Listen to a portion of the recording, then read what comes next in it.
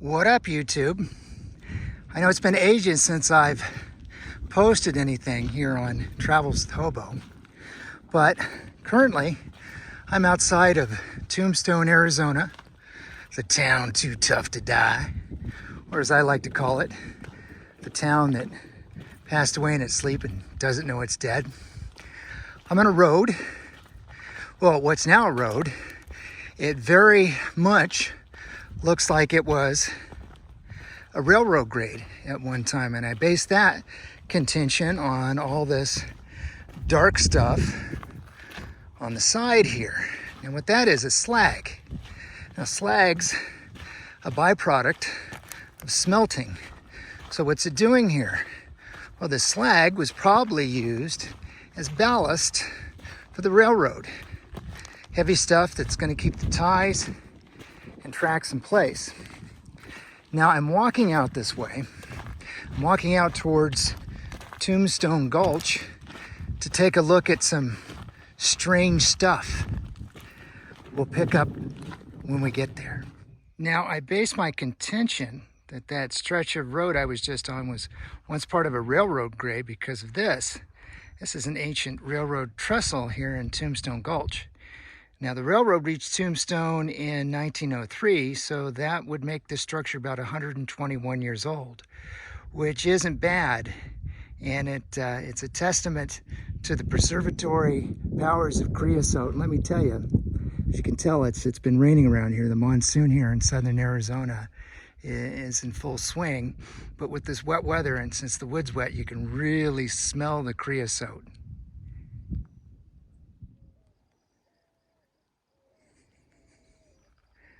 But as you can see, after 121 years, this trestle is slightly worse for wear.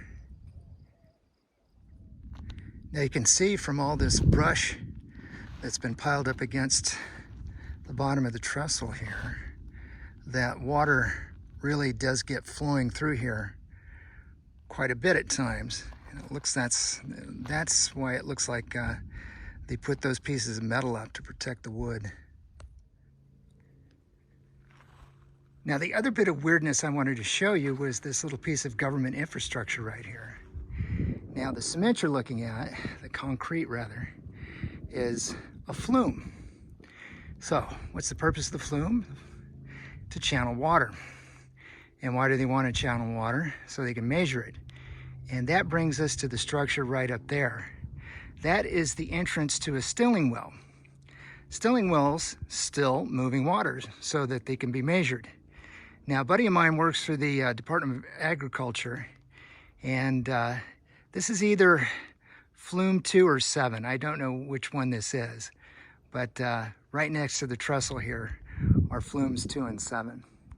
So there is a mechanism down at the bottom of that stilling well that allows the water to collect and be measured in there.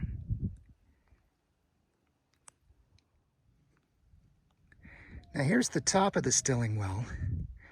Obviously there's access on the other side of that flap right there. Of course they have it locked. Now over here to the left is a tank, and I believe this tank held water. The purpose of the water was to flush the measuring area down below, or the collecting area. I'll go down there in a minute and show you guys what it looks like. But as I understand it now, they'll actually get out here with trucks. And the guys that get out and they'll clean it out and they'll flush it out so I can start measuring again. So as you can see, I'm standing in the flume itself right now, and you see these metal panels right here. That is what allows water to flow through and to be measured in the stilling well.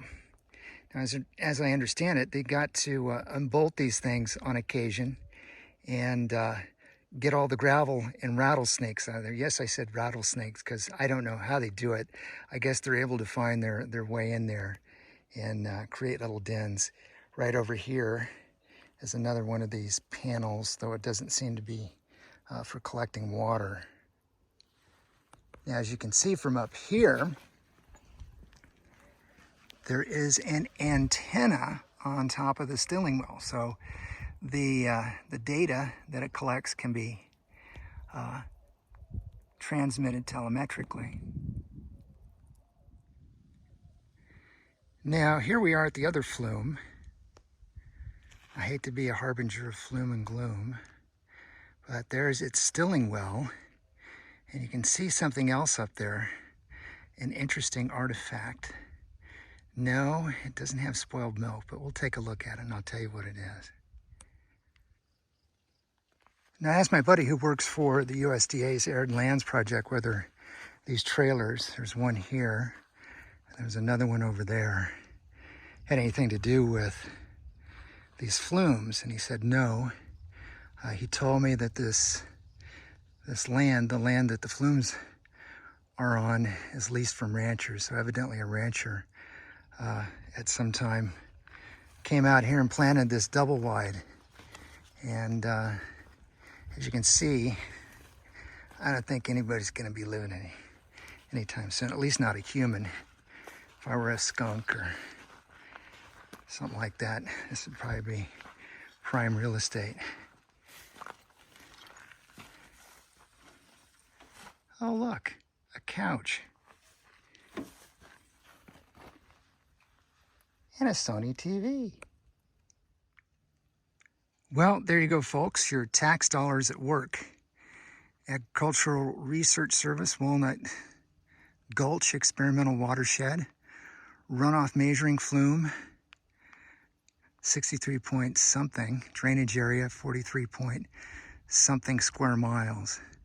So let's go up here and take a look at these milk can kind of things. Now, this is something that has something to do directly with my friend. It's part of the Arid Lands Project. These things collect and measure rainwater.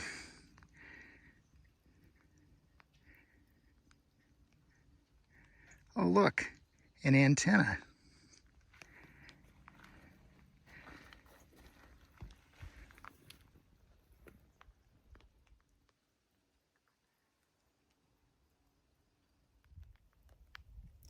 Well, my fellow taxpayers, you may be asking yourselves, what's all this stuff for? Well, I guess they measure water for some reason. All I know for sure is that water flows downhill. If it rains a lot flows downhill. I have no idea what the data is ultimately used for, but as far as I'm concerned, it keeps a certain class of people off the street, namely engineers, when we don't want those people running.